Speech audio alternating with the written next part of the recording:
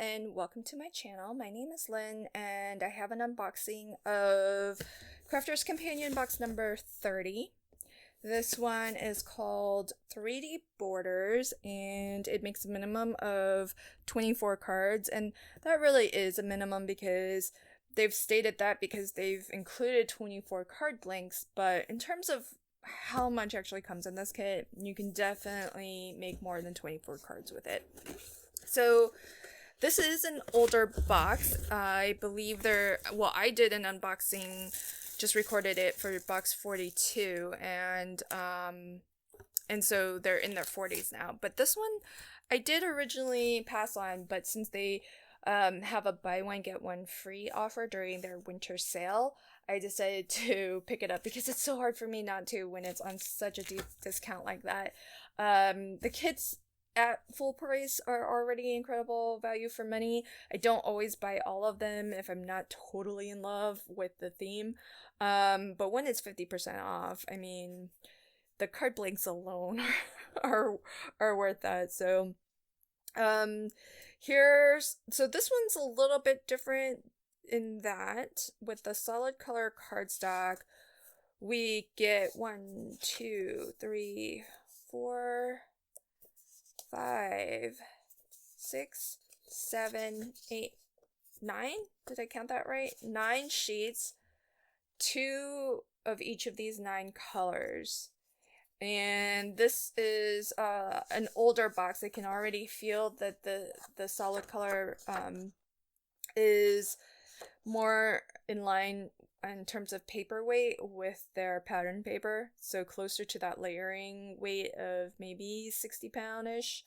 And we get a nice array of colors here. I mean, that's a nice rainbow of colors. And we got, I don't know how many sheets, but we got their stamping white cardstock, which is thicker. I don't know, what would I put this at? Maybe 100 pound? Very smooth. And I think this is their stamping white cardstock meant for kind of stamping and coloring. So we got a nice pack of this. So there's quite a lot of that. I haven't tried their stamping card, so I'm actually really curious to try it out. So there's a pack of that. Then we also got, as per usual, the pattern papers, which I think we got 3 of each of these designs. They are single-sided. They are kind of, as I mentioned, around 60 pound maybe. And so lovely. Oh, this is really pretty. I like that one. And I like that it's 8 inches wide, because you could even use this on a slimline card, which is usually 8.5, but you add some solid color mats and layers and you can get to that, right? So I feel like 8x8 papers are really nice for that versatility of different card sizes. And I think these are the same. No, they're not. They're very similar, but they're not exactly the same print. Oh, this is pretty. Oh, this is really pretty too. Oh, these papers are really nice. And there's, some really nice coordinating colors that you can use as mats and layers there. So that's really cool. Then in terms of the card blanks, as I mentioned, there's going to be 24, and so we get them in, it looks like 3 different sizes. And so this is an older box, so it's in sort of that older way that they used to package things. And so this looks like we get 4x6, 6x6, and 5x7. So card blanks and matching envelopes. Then we also get, in terms of embellishments, oh, that's pretty. We get these, is this organza? The really sheer ribbon. So 3 different colors, 3 different sizes. That's really nice. And then I really like the silver. And this is different. There's like a gray silver gem. So these go really well together. So there are our embellishments. And then we get kind of a little assortment of things here, which is sort of neat. So we have a embossing folder. So let me just, sorry for the packaging here. So we get a cut and emboss folder, and this has a die that cuts out sort of that outline of the butterfly wings. So those butterfly wings will lift up, and otherwise it will emboss this pattern of the flowers and the butterfly. So you can, here's how it would compare to a 4x6 card. So this is a really nice size. You could maybe emboss and cut a panel and then just have some kind of mats and layers that flank your panel there. Or you could always cut this down too if you really wanted like even borders, but that's kind of nice. So we have a cut and emboss folder, and then this is the stamp set. So it is called 3D Borders, which I oh, okay, so these dies seem to coordinate.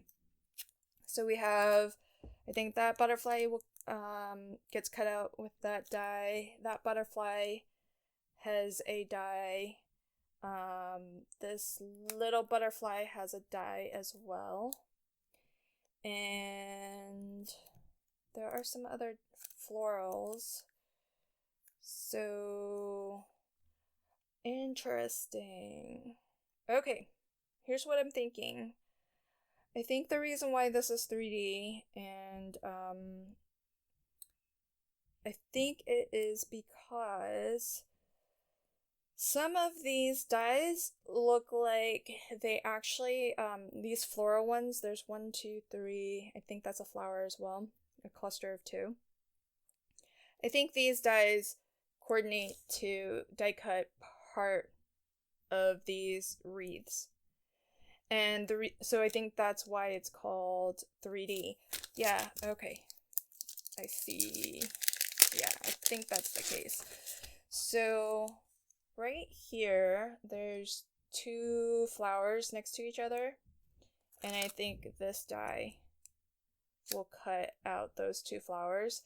So you can sort of do some decoupaging. So you could stamp this in full, ink and stamp that, and color it, die cut it out, and layer it onto your full wreath. And it looks like that flower might be cut out with that die, and that flower looks to be cut out with that die, and that flower there looks like it has that die to cut it out. So that's, I think, and some of these dies might do double duty. Maybe some of them, no, yeah, these are repeats, so you could use that same die to cut out the various flowers here. So I think that's how you kind of 3D up your borders and frames, because you can sort of stamp and color this as sort of corners or, you know, borders, border elements to frame a sentiment or frame your card base. So that's kind of interesting. So you can sort of do some decoupaging, and of course you can layer your butterflies on top. And I do like that they have the butterflies in different sizes, but also different perspectives. So, you know, we have this one, which we see a lot, and then we have one that's sort of a more profile view. And then if you wanted, on the embossing folder, you could always emboss this out, just put some cardstock just behind the butterfly, emboss it, and it'll the embossing folder itself will cut out just about all of this butterfly, and you would only need to cut a couple of really easy cuts to completely detach your butterfly. And you could color this in, or maybe make a little sort of abstract watercolor inky background, cut and emboss that to as a way of coloring in your butterfly, and then just snip this out. So that could be its own element if you wanted. So that's kind of cool. Something different. You know, I did originally kind of pass on this kit, but again, at the 50, you know, buy one get one free, it's kind of a nice deal. So that's this kit, and when I craft with this kit, I will be sure to link to that at the end of this video. Thanks so much, and until next time, happy crafting and have a fantastic day. Bye!